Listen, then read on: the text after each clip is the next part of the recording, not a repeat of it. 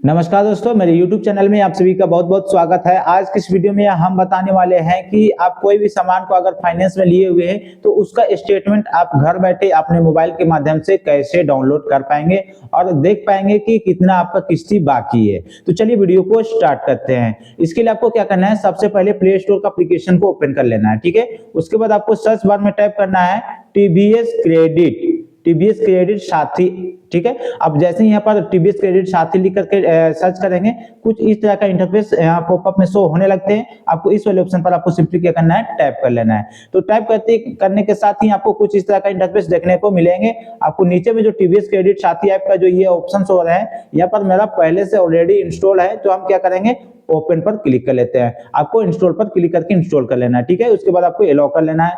Yellow करने के बाद आपको एक्सेप्ट पर क्लिक कर देना है। फिर से यहाँ पर आपको वापस से परमिशन पूछा जा रहा है, इसको भी एलो कर लेना है। फिर से एलो कर लेना है, ठीक है।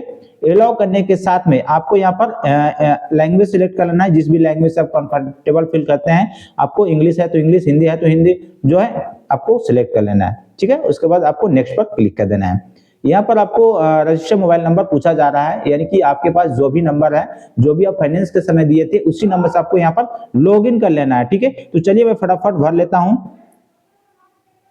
उसके बाद आपको नंबर डालने के बाद यहाँ पर आपको लॉगिन का जो ऑप्शन हो रहा है, इस वाले ऑप्शन पर सिंपली क्या करना है, क्लिक कर देना है। यहाँ पर क्लिक करने के साथ ही आपको यहाँ पर पूछा जा रहा है कि आप किस प्रकार के यूजर है, ठीक है। आपको रजिस्ट्रेशन के समय ही फर्स्ट टाइम यहाँ पूछा जाता है, उसके बाद आप लॉगिन कीजिएगा तो कुछ भी नहीं पूछा जाता है। यहाँ पर आपको दो ऑप्शन हो रहे हैं, आपको यहाँ पर रिटेल और एक आपको शो हो रहा है बिजनेस का। तो आपको क्या करना है, रिटेल वाले ऑप्शन पर आपको सिंपली क्या करना है, सिलेक्ट कर लेना है, ठीक है। उसके बाद आपको यहाँ पर पूछा जा रहा है कि आपका नाम क्या है, फर्स्ट नेम क्या है।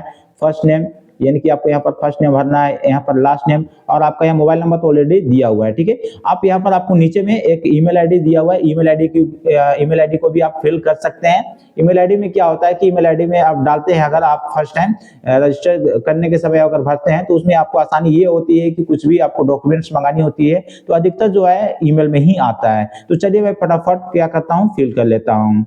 यहाँ पर फर्स्ट नेम को फिल कर लिए हैं। उसके बाद आपको क्या करना है, नेक्स्ट में लास्ट नेम को फिल कर लेना है, ठीक है। ईमेल आईडी आपको अगर डालना है तो डाल सकते हैं, नहीं डालना है तो नहीं भी डाल सकते हैं। चलिए कोई भी एक ईमेल आईडी को आप सिलेक्ट करके ये कर सकते हैं। उसके बाद आपको क्या करना है, नीचे में कंटिन्यू का जो ऑप्शन हो रहे हैं, वो कंटिन्यू वाले ऑप्शन पर आपको सिंपली क्या करना है, क्लिक कर देना है। यहाँ पर जैसे ही आप क्लिक करेंगे, यहाँ पर साइन अप रजिस्टर सक्सेसफुली का ऑप्शन हो रहा है, उसको क्या करना है, ओके पर क्लिक कर देना है। यहाँ पर क्या होता है, एक ओटीपी जाता है, रजिस्टर मोबाइल नंबर अभी जो भी आप डाले हुए हैं, एक ओटीपी जाएगा। ओटीपी को ऑटोमेटिक रीड करता है ये एप्लीकेशन। यहाँ पर एलो का ऑप्शन है, एलो पर क्लिक कर देना है। एलो पर क्लिक करने के साथ ही यहाँ पर आपको एक पिन सेट करने के लिए बोला जा रहा है। आप अपने मनपसंद का एम पिन सेट कर लेंगे। आपको इसका जरूरत कब पड़ता है, जब आप इसको लॉगिन करेंगे, तब आपको एम पिन डाल करके ही आगे लॉगिन कर पाएंगे। तो सबसे पहले यहाँ पर आपको एम पिन सेट कर लेना है अपने हिसाब से, जो आपको अच्छा लगे, ठीक है। उसके बाद आपको क्या करना है, सबमिट पर क्लिक कर देना है। तो चलिए इस तरह से जो है आपका सबमिट सक्सेसफुली हो गया है। अब ओके पर क्लिक कर देना है। अब यहाँ पर आपको पूछा भी जा रहा है कि अब अभी जो आप एम पिन सेट किए थे, कितने अंक का था और कौन सा था, ठीक है। आपको यहाँ पर आपको एम पिन को डाल करके कंटिन्यू पर क्लिक कर देना है। यहाँ पर आप जैसे ही क्लिक करेंगे, तो इस तरह से आप जो है इसका होम पेज में आप लॉगिन हो पाएंगे। अब यहाँ पर आपका जो है नाम ऊपर में शो हो रहा है, जो भी आपका नाम होगा ऊपर में आपको यहाँ पर शो होने लगते हैं, ठीक है। अब आपको यहाँ पर नीचे में एक मेन्यू का ऑप्शन शो हो रहा है, ये वाले ऑप्शन पर, ठीक है। इस वाले ऑप्शन पर सिंपली क्या करना है, आपको क्लिक कर लेना है। यहाँ पर आप जैसे ही क्लिक करेंगे, आपको कुछ इस तरह के इंटरफेस देखने को मिलते हैं। अब आपको यहाँ पर माय लोन का जो ऑप्शन हो रहा है, इस वाले ऑप्शन पर आपको सिंपली क्या करना है, क्लिक कर लेना है। यहाँ पर क्लिक करने के साथ ही आपको जितना भी लोन चल रहा है वो सारा खुल करके आ जाते हैं। एक आपका ये लोन चल रहा है, एक आपका ये लोन चल रहा है, और एक आपका ये लोन, यानी कुल मिलाकर के आपका 3 लोन चल रहा है, ठीक है।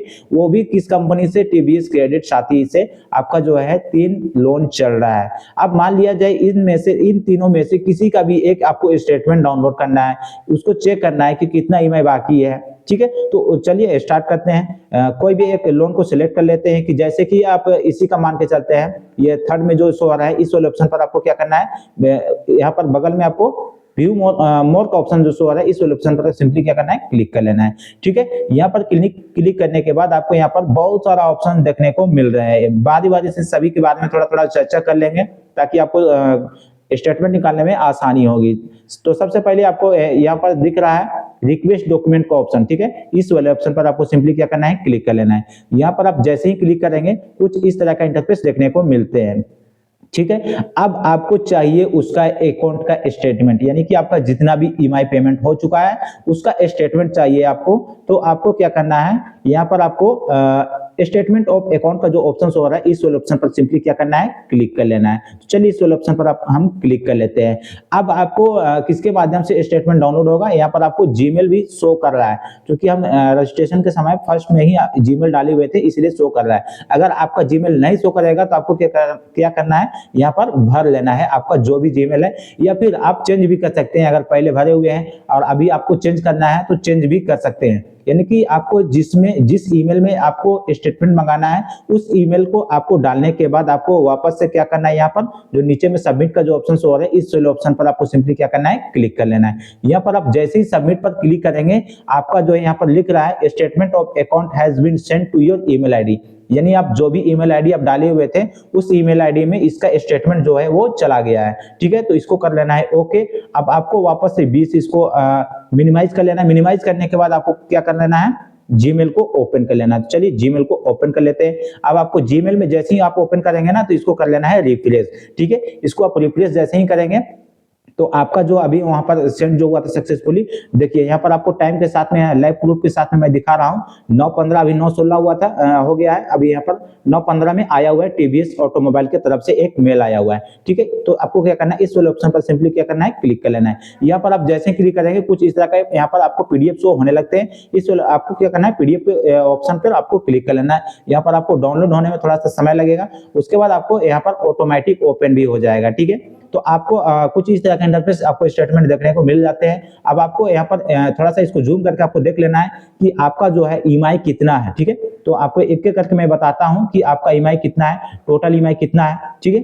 तो आपका जो है ईएमआई टोटल आपका ईएमआई था 12 महीने का, ठीक है। उसमें आपको यहाँ पर 4 महीने का एडवांस लिया गया है, यानी कि जिस समय आप फाइनेंस करवा देते हैं उस समय आपका जो है टोटल जो है 12 मंथ्स का था, ठीक है। और उसमें आपको 4 महीना का एडवांस में डाउन पेमेंट के साथ में लिया गया है, ठीक है। यानी कि आपके पास और 8 ईएमआई पेमेंट करने के लिए बचा हुआ होगा, ठीक है। मतलब आपको 8 ही ईएमआई पेमेंट करना है, ठीक है।